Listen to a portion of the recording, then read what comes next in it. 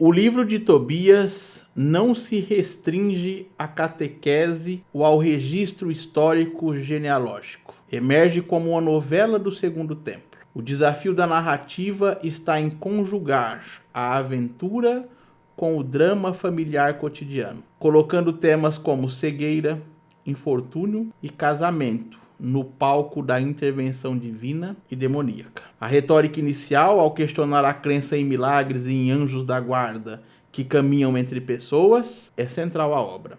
Tobias é o estudo de caso da teofania velada, onde o sagrado se disfarça de prosaico para operar a redenção. A estrutura e o tema deste livro deuterocanônico é focado em como a narrativa usa elementos de romance, drama e teologia para traçar um panorama da diáspora judaica e da presença do divino na contingência humana. A trama baseia-se em 2 infortúnios: o patriarca Tobit, cego e em risco de ruína, e a jovem Sara, assombrada por um demônio, Asmodeu, que elimina seus pretendentes nas noites de núpcias. Estes não são meros recursos de enredo, são metáforas da condição de exílio. A cegueira de Tobit simboliza a cegueira espiritual e desorientação da comunidade judaica dispersa, incapaz de perceber o plano divino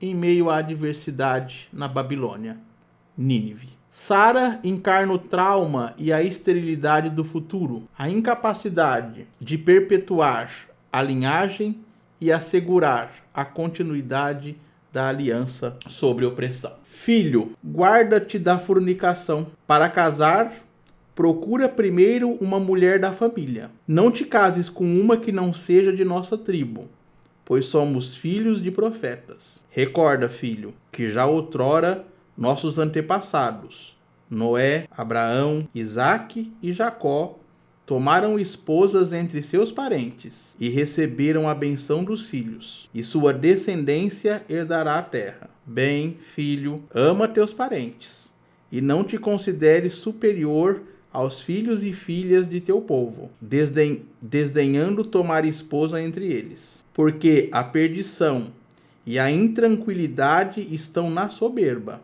e a preguiça leva à indigência e à miséria, porque a preguiça é mãe da fome. O livro de Tobias é o livro que dá sequência ao nosso projeto Lendo a Bíblia. Se você não viu os vídeos anteriores, o link da playlist está na descrição do vídeo e num card aqui em cima. Se essa é a sua primeira vez por aqui, inscreva-se no canal, ative o sininho das notificações e compartilhe com seus amigos e inimigos, porque o importante é compartilhar. Esse livro opera como um espelho para a audiência da diáspora, oferecendo não uma fuga, mas uma catarse. A jornada de Tobias, filho, é uma viagem de retorno para recolher um débito e, metaforicamente, para reaver a dignidade, a visão e a esperança. A descrição da viagem como perigosa marca a ameaça que paira sobre os judeus dispersos, transformando um trajeto geográfico em uma prova de fé existencial. O elemento central de Tobias reside na figura do estranho que acompanha o jovem, o arcanjo Rafael. Nesse ponto, a narrativa transcende o folclore para se firmar como uma crítica à percepção humana da providência. Rafael não se manifesta em glória, ele caminha entre nós. Ele se torna um guia, um conselheiro prático, um mediador que atua no plano material. A revelação de uma identidade da sua identidade só ocorre após a conclusão da missão. Este recurso consagra a ideia de que Deus usa os caminhos disfarçados para guiar os indivíduos. A função do anjo curador é restaurar a totalidade, a visão de Tobit, a estabilidade matrimonial de Sara e a integridade da família. O papel do peixe é simbólico.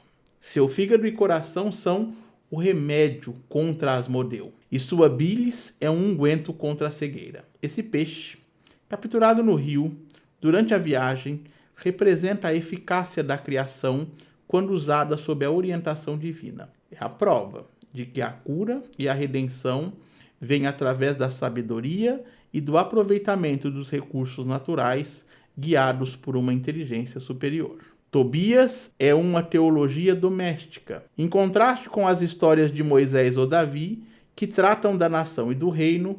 Tobias foca na célula familiar como o bastião de fé e tradição na diáspora. O casamento de Tobias e Sara é um imperativo teológico. Superar o demônio Asmodeu é garantir a continuidade da linhagem e a vitória sobre as forças da desintegração e do desespero. O livro ensina que a fé se manifesta na fidelidade conjugal, no respeito aos pais, na caridade, o cuidado de Tobit com os mortos, e na oração em meio à provação. O destino é apresentado não como força cega, mas como a vontade de Deus a ser cumprida através da obediência e da resiliência humana, mesmo que os instrumentos dessa vontade, o anjo, o peixe, o dinheiro, pareçam casuais. Tobias é, portanto, um tratado sobre a proximidade do divino, um lembrete de que o sagrado está ativamente engajado nos dramas íntimos da existência humana. O livro de Tobias, com sua estrutura de conto popular e conteúdo de especulação teológica, merece ser levado ao panteão dos textos formativos da literatura pós-exílica. Sua narrativa, a profundidade dos personagens e o disfarce do sobrenatural no ordinário conferem-lhe um lugar singular. Tobias é um espelho que reflete a luta universal entre o infortúnio e a esperança. Sua mensagem persiste. A aventura não reside na conquista de territórios, mas na jornada interior para recuperar a visão, vencer os demônios pessoais e reconhecer o anjo que, sob a roupagem de um viajante, nos acompanha em nossos caminhos. A história de Tobias e Sara atesta que a fé, em meio ao exílio, é a medida da persistência humana e da graça divina. Sobre o autor, a ausência de identificação autoral no livro de Tobias não é uma falta, mas uma característica de sua estrutura literária e teológica. O leitor deve reconhecer que o anonimato em obras da antiguidade, especialmente as de teor religioso e moral, é uma estratégia deliberada de despersonalização. O autor, ao não se nomear, desloca a atenção do seu próprio ego para a mensagem. Trata-se de uma prática comum, mas que em Tobias se manifesta com clareza. A finalidade do texto, a transmissão de um corpo doutrinário e ético, elimina a necessidade da assinatura individual. A classificação de Tobias como um relato não histórico no sentido moderno, mas sim como uma novela, um conto edificante de origem judaica, é fundamental para entender seu objetivo principal. Esta definição retira o texto do domínio da cronologia factual e o insere no campo da ficção pedagógica ou alegoria moral. O veículo da narrativa, o drama familiar, a cegueira, a jornada, o perigo demoníaco, é apenas um invólucro para o conteúdo didático central. O pertencimento de Tobias à coleção dos livros deuterocanônicos, aceitos pela Igreja Católica e Ortodoxa, mas excluídos das modernas tradições protestantes e judaicas, demonstra uma história de recepção complexa. Então, meu amigo, se a sua Bíblia não é uma Bíblia católica, provavelmente não tem um livro de Tobias aí, tá bom? Então, talvez você esteja dando falta deste livro. O texto não busca autoridade como registro de fatos, como fariam as crônicas, mas sim como um manual de piedade e resiliência, elaborado na diáspora. A sua aceitação pelas igrejas que reconheceram a Septuaginta reflete o valor de sua carga ética, enquanto o não reconhecimento posterior em certas tradições aponta para uma tensão entre a palavra, lei e profetas e a exemplificação, narrativa didática. A principal intenção do autor anônimo era fortalecer a fé e a moral da comunidade judaica da diáspora, provavelmente entre os séculos 3 e 2 a.C., com indícios de escrita na Mesopotâmia ou no Egito. A escolha desse cenário é um reflexo da situação dos leitores. O exílio, a incerteza e a dificuldade. Os eixos temáticos do livro são fundamentos de uma teologia da resistência. A relação familiar de Tobias exemplifica a passagem da fé e da lei entre gerações, crucial para a preservação da identidade judaica no exílio. O dever de dar esmolas é elevado a um mérito de salvação e justiça, um tema de importância na ética judaica pós-exílica. O tratamento dos mortos, especialmente em contexto de risco, torna-se um ato de fidelidade religiosa. O arcanjo Rafael é o agente da trama e o garante da providência divina. Sua intervenção na vida dos fiéis, curando a cegueira de Tobit e neutralizando o demônio Asmodeu, é um mecanismo narrativo que valida a crença na assistência divina, mesmo em momentos de fragilidade.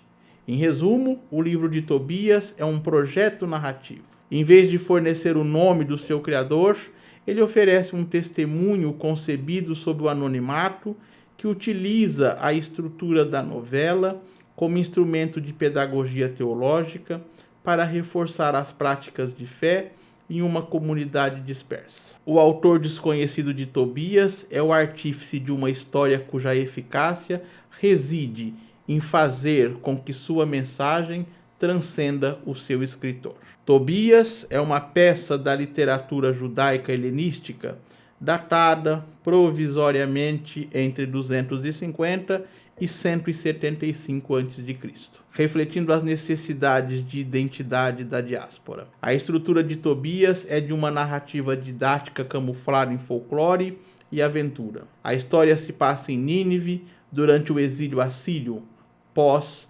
722 a.C.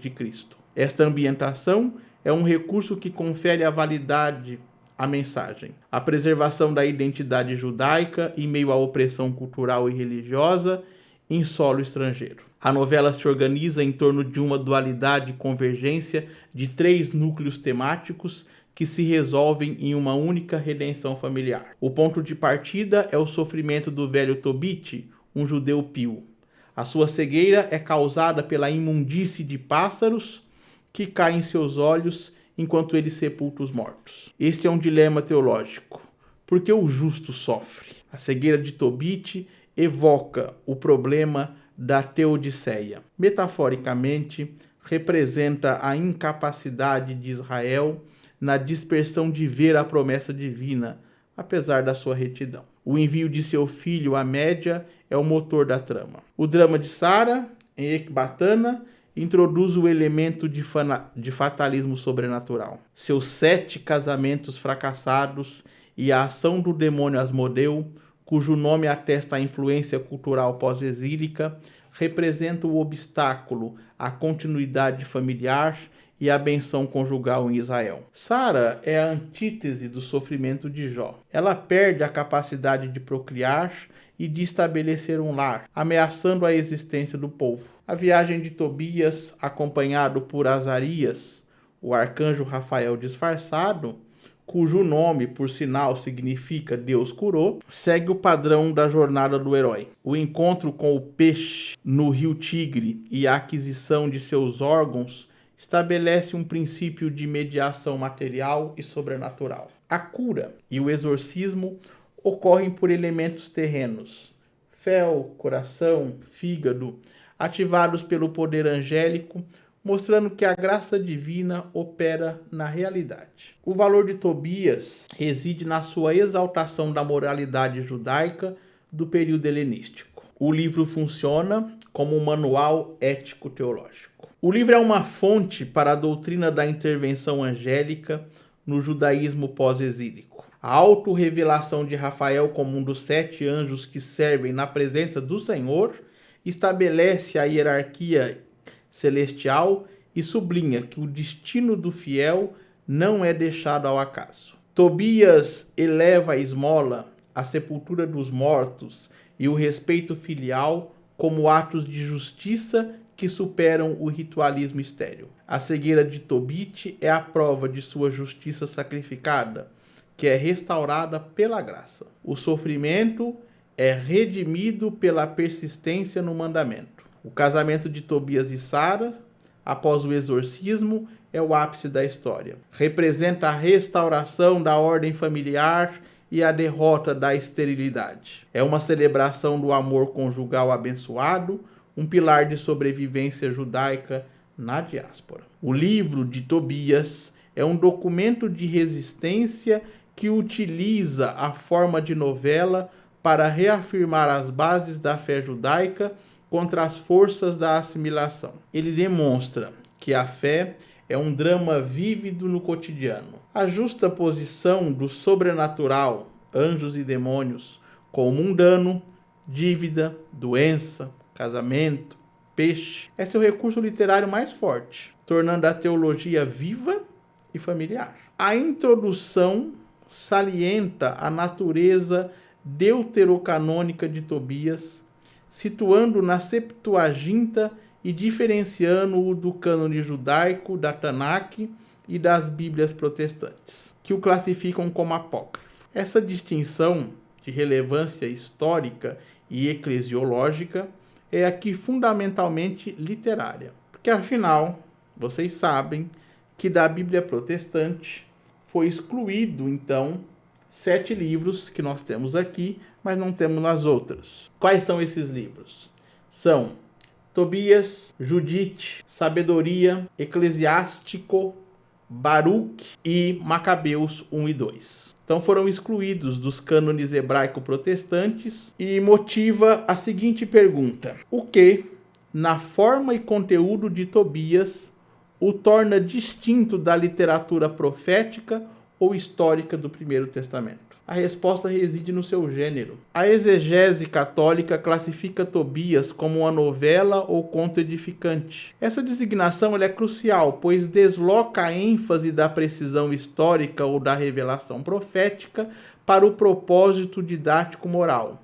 Tobias é, em essência, uma história de família, Tobite e Tobias, em contexto de diáspora assíria, Nínive e Ecbatana, cuja função primária é exortar o leitor à fidelidade à lei, esmolas, enterro dos mortos, pureza ritual, e à confiança na providência divina, especialmente em meio à adversidade. A estrutura de conto popular, marcada pela simplicidade e pela dualidade de crises a serem resolvidas, a cegueira de Tobite e a maldição de Sara, indica que o texto foi elaborado para a transmissão oral e edificação comunitária. O livro começa e se ancora na figura patriarcal de Tobite, mas é o filho, Tobias, quem realiza a jornada, a busca do depósito de prata, que será a causa da cura e do casamento,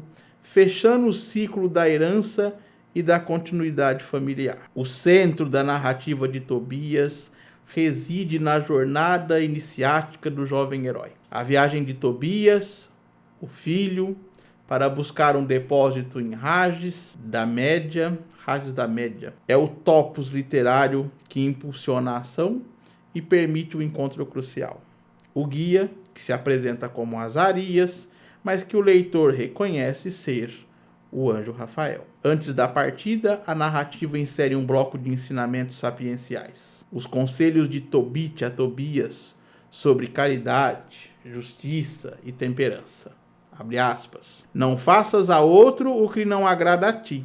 Fecha aspas. E, fundamentalmente, sobre o casamento dentro da tribo, representa o coração didático do livro. Esse segmento estabelece Tobias firmemente na tradição da literatura sapiencial judaica, que são eles: Provérbios, Eclesiástico e Sabedoria. A recomendação de buscar uma esposa da família é a reafirmação, em contexto de diáspora, da integridade cultural e religiosa. Tobite transmite não apenas a herança material, mas o tesouro da lei e da sabedoria. A observação sobre a ironia narrativa e o reconhecimento superior do leitor é um ponto de sofisticação crítica. O leitor sabe quem é Azarias.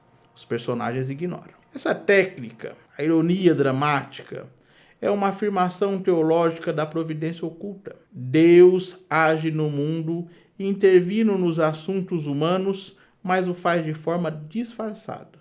O anjo como guia. E natural, o peixe como remédio. A cegueira de Tobit, causada por um excremento de pardal, e o remédio, derivado de um peixe, sublinham a ideia de que a salvação e a cura provêm de onde menos se espera. Muitas vezes do mais mundano. O excremento que cega é invertido pelo fel do peixe que cura. O texto toca num dos pontos da pesquisa acadêmica sobre Tobias. Sua intertextualidade com contos populares e mitos greco-orientais. A narrativa é um combinado de duas histórias folclóricas. O morto agradecido, que remete à caridade de Tobit em enterrar os mortos, e o amante maléfico, que alude à desgraça de Sara e ao demônio Asmodeu. O morto agradecido, onde o enterro caridoso leva a recompensa, é espelhado na figura de Tobit, sua caridade obstinada, que o leva à perseguição e cegueira,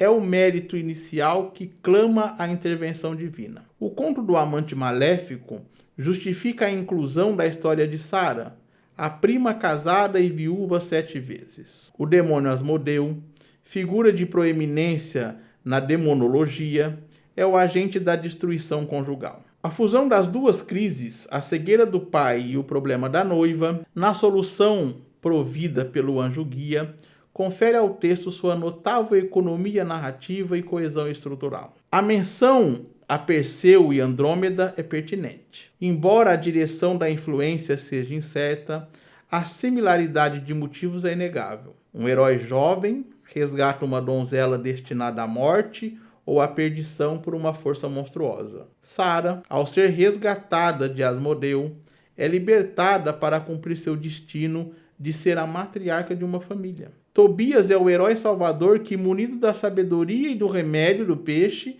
restaura a ordem familiar e a pureza conjugal. A observação final de que Tobias é a primeira aparição no Antigo Testamento de um confronto direto e concreto entre um anjo, o anjo Rafael, e um demônio, Asmodeu, é de importância crítica. Embora o livro de Jó mencione Satanás, Tobias é o primeiro texto bíblico canônico ou deuterocanônico a apresentar uma demonologia e angelogia tão desenvolvidas. Rafael se revela como um dos 7 anjos que estão a serviço de Deus e tem acesso junto ao Senhor da Glória. Este desenvolvimento reflete o crescente interesse judaico tardio, influenciado pela cosmologia persa, na mediação angélica e na luta cosmológica entre as forças divinas e demoníacas. O anjo Rafael não é apenas um mensageiro, ele é um agente ativo, um curador.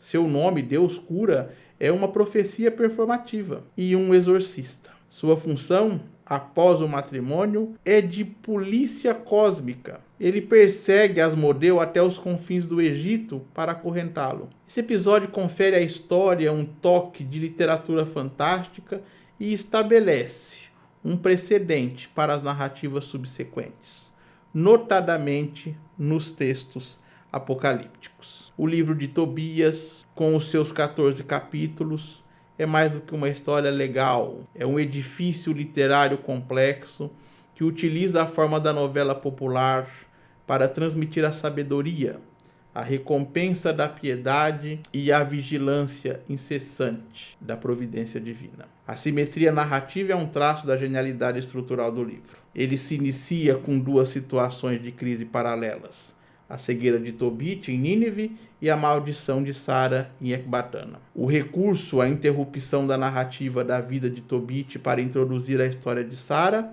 é uma técnica calculada para unir as linhas de enredo sobre a vigilância de Deus. A súplica simultânea de Tobit e Sara a Deus é o eixo temático que funde as 2 crises. Essa solução dupla manifesta a economia da providência, onde o mesmo instrumento, o anjo Rafael disfarçado, e o mesmo objeto simbólico, o fel, o coração e o fígado do peixe, são mobilizados para resolver problemas distintos: a cura da cegueira e o exorcismo. A viagem de Tobias é a ligação causal criada pelo desígnio divino, transformando o livro em um estudo de casos sobre a interconexão da fé e da intervenção celestial.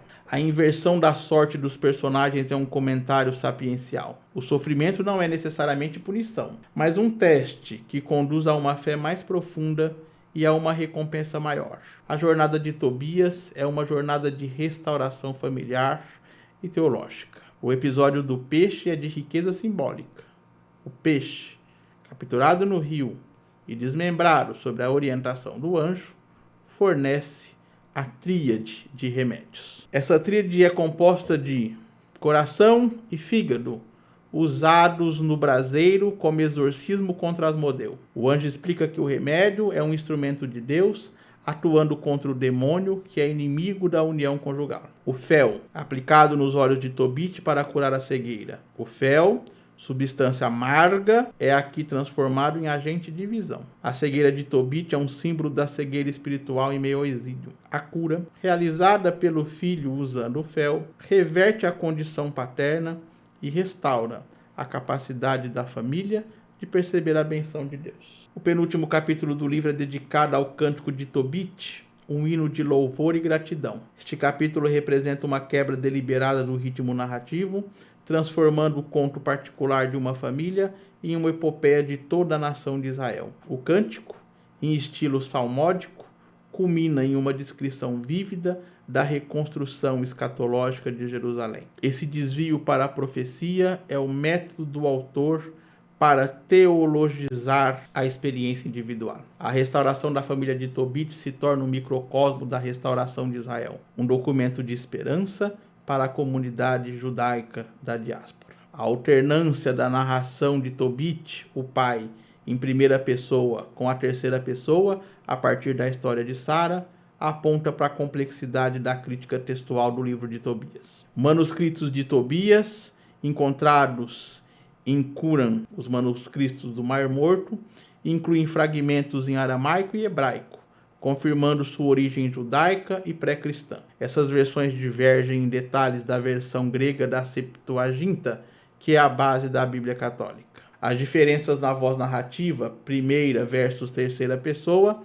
são um reflexo dessas múltiplas tradições textuais. O uso da primeira pessoa confere ao relato a autoridade de uma memória pessoal. A mudança para a terceira pessoa confere um tom mais objetivo e épico à jornada. O autor do texto final, ao costurar essas tradições, o morto agradecido e o amante maléfico, as variações de narração, demonstrou sofisticação literária em unificar a memória popular sob uma única teologia da providência. O final do livro, com a morte de Tobias, o filho, e a sua alegria pela desgraça de Nínive, é a nota conclusiva do triunfo da justiça divina. A Nínive que havia exilado Tobit é, ela própria, destruída. O livro oferece uma visão de mundo binária, típica da literatura sapiencial. Deus recompensa o justo e pune o ímpio. A alegria de Tobias é a celebração da justiça cósmica. O livro de Tobias é um exemplar de literatura da diáspora. Ele usa os recursos do conto popular e da mitologia para ensinar o exilado a ser fiel, caridoso e a ter esperança na intervenção disfarçada de Deus. Sua persistência em um dos grandes cânones cristãos confirma seu estatuto não apenas de texto religioso, mas de marco da literatura universal. A análise do livro de Tobias se conclui como um estudo de perseverança da fé e da família, envolto na forma de uma novela onde o leitor é convidado a ver além da superfície e reconhecer a ação do anjo em tudo. O anjo Rafael é, em última instância, a personificação da providência que cura e redime. O livro não é uma simples aventura. A jornada de Tobias e Sara, com a sua conclusão, exige uma reavaliação de seu estatuto. Longe de ser um relato de busca por um tesouro, a obra se revela um estudo teológico e existencial do conceito de providência divina, presente em uma narrativa que usa o disfarce e a epifania. O desfecho, que parece ser apenas a consolidação de uma família, é o ponto alto de intervenções que desafiam a lógica da causa e efeito. A narrativa não é apenas uma crônica de eventos, Ela se estabelece como uma alegoria do exílio, não só geográfico, o cativeiro em Nínive, mas existencial e espiritual. A lição central é que, mesmo nos nossos exílios, Deus nunca nos abandona. A força da obra reside em sua capacidade de tornar palpável essa asserção teológica, mostrando a presença transcendente no cotidiano. A figura de Tobit, o patriarca cego, é central para a exploração da relação entre justiça terrena e recompensa divina. Sua prática de caridade e justiça, em particular, o ato de enterrar os mortos, resulta não em prosperidade, mas em uma catástrofe pessoal, a cegueira. Essa inversão é crucial. O livro de Tobias subverte a teologia da retribuição imediata, forçando o leitor a confrontar a ideia de que a justiça e a caridade podem nos custar caro. A tragédia de Tobit e o desespero de Sara de Ecbatana, cuja dor é transformada em esperança pela oração, são pontos que demonstram a necessidade da perseverança no sofrimento. O texto argumenta que a recompensa de Deus é sempre maior e mais inesperada, sugerindo uma transmutação da dor em graça, uma mudança que só é possível com a aceitação do sofrimento como um processo. O custo da piedade é alto, mas serve para refinar a fé, preparando o indivíduo para a intervenção. O ponto principal reside na figura de Rafael, o arcanjo disfarçado de Azarias. Este é um recurso narrativo que eleva o texto a um comentário sobre a natureza da ajuda divina. A divindade não irrompe em espetáculo, mas se manifesta de forma simples, humana e inesperada. O anjo, o mensageiro, adota a identidade de um guia de viagem.